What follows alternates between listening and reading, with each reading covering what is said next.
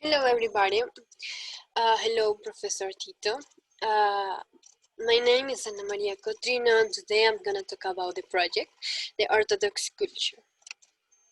First, the content of the presentation is the history, the Orthodox Judaism, the trends, the cultural aspects, and the business context.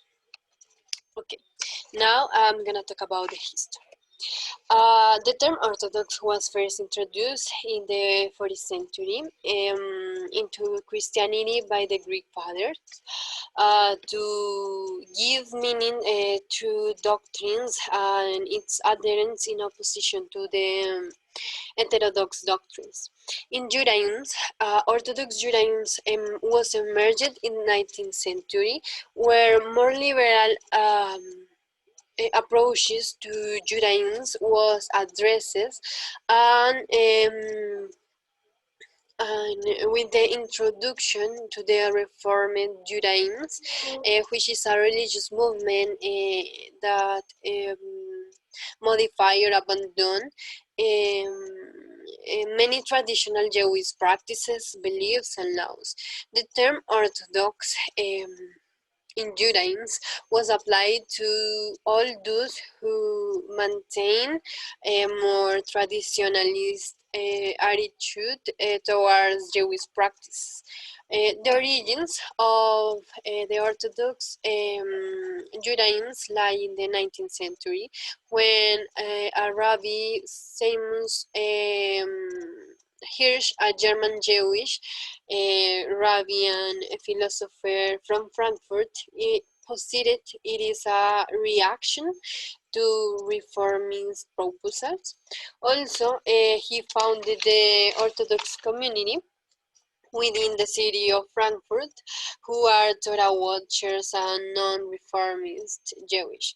Likewise, he defended that in the face of reformist postulates of change to face to challenge the modernity, Orthodoxy should defend Jewish tradition and customs. However, Orthodoxy is not opposite to scientific research or aspects of the modern world. So, but only in some or specific files like biblical criticisms which contravenes religious dogmas. Over time, the Orthodox current has managed to become the state religion, cornering the currents and postulating to be the only legitimate form of Judaism in Israel. Now, the Orthodox Judaism. The Orthodox Judaism refers to a traditional Judaism in opposition to the new currents under the discourse of modernity. Try ways to separate Judaism of modernity from its historical practical implication of known as halasha, branch of the Jewish religion that is distinguished by the adherence to halasha, that it is a collective body of Jewish religious rules extracted from the written and oral Torah. It includes the 13 commandments, the subsequent rabbinic and Talmudic law, and the customs and traditions compiled in the Torah. In the Shulchan Aruch, is more commonly known as the Code of Jewish Law. Neo-Orthodoxy allowed the preservation of Jewish laws and customs within communities that were at the same time eager to embrace the modernity, secular society, and the modern world. It also allowed to the Orthodox movement to adopt and survive in Western Europe. So now the trends. According to his attitude towards contemporary culture, Orthodox Judaism is divided into modern Orthodox Judaism, which it adopts its practices and studies to some extent to the contemporary social situation, although it is firm with respect to Alasha. The religious Zionism that blends Orthodox Judaism with Zionism and Haredi Judaism, which rejects any innovation that its leaders consider contrary to the spirit of the Torah. The customs now. The customs, beliefs, and religion. So, the customs, Orthodox Jews are those who strictly adhere to Halasha, although slightly variations are allowed, but and base their beliefs on 13 principles, faith of Moses, the 613 precepts that Jews follow speak of any area of life. For Jews, God is the only one capable of giving or taking life. For this reason, they carry out a process of sanctification to sacrifice animals that is known as shechita. And when their requirements are followed, what is suitable, known as kosher. It is essential that the blue is drawn because it is life and where the spirit is, they can eat morcilla. And in the case of crustaceans and jellyfish, they are prohibited by the Torah. Also, the Orthodox must allow a minimum of 3 hours to pass from when they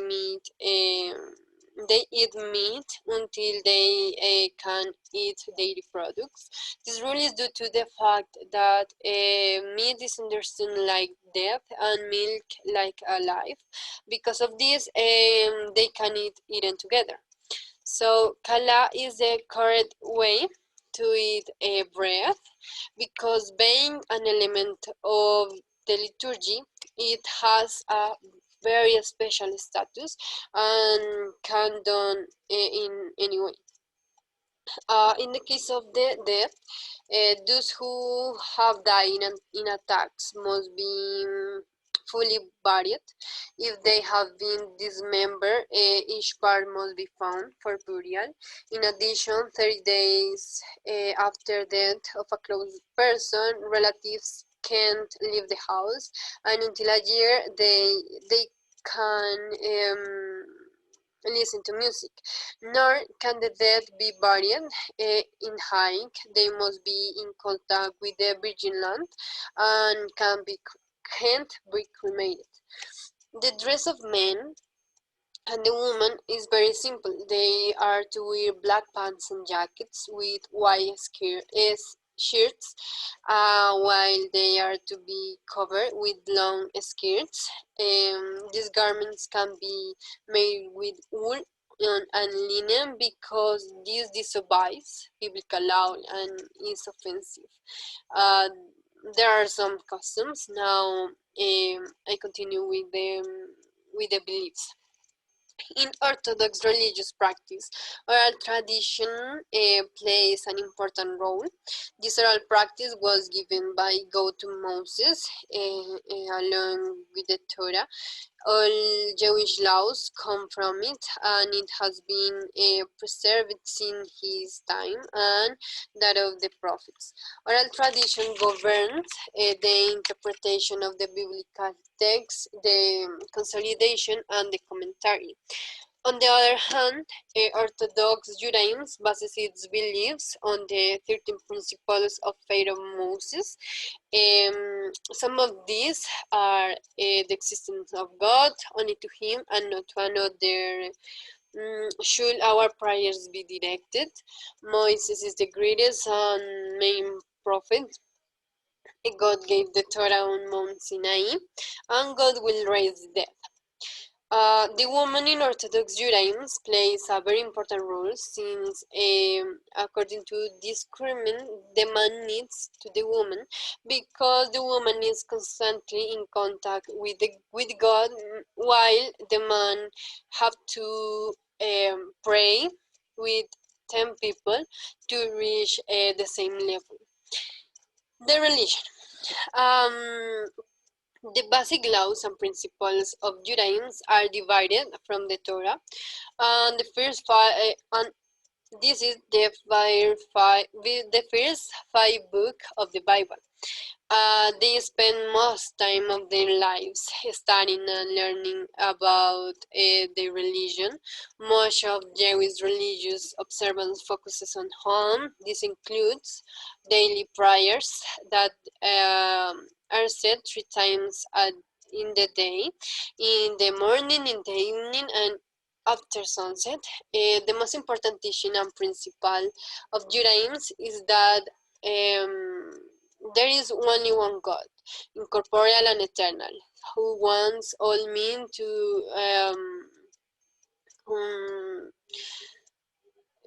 to do what is just and merciful. All people are created in the image of God and deserve to be treated with dignity and respect. And the last part of the presentation is the business context. That is, the official language is Hebrew. It is important to always learn how to pronounce the name of the person that you want to be or do a business. Also, Orthodox Jews don't shake hands with women. The negotiation is effective, the meetings are no longer and to the point. The majority of ultra-Orthodox Jews don't really like to work since they are dedicated exclusively to the study of the Torah and religious texts. Well, as Ski Scriba, a director of human resources at Kemacht, says working is seen as waste of time because it will not contribute to anything in the afterlife. Instead, a study of the Torah will be handsomely rewarded. The Kemach is an organization that helps those ultra-Orthodox who want to get started in the world of work. Among Haredi men, the unemployment rate is one of the highest in the country, over 50%, according to the top Center for Social Policy Studies in Israel. One of the main problems ultra-Orthodox Jews face when looking for work is the lack of knowledge in mathematics and in English, since they dedicate themselves entirely into the study and memorizing their religious texts.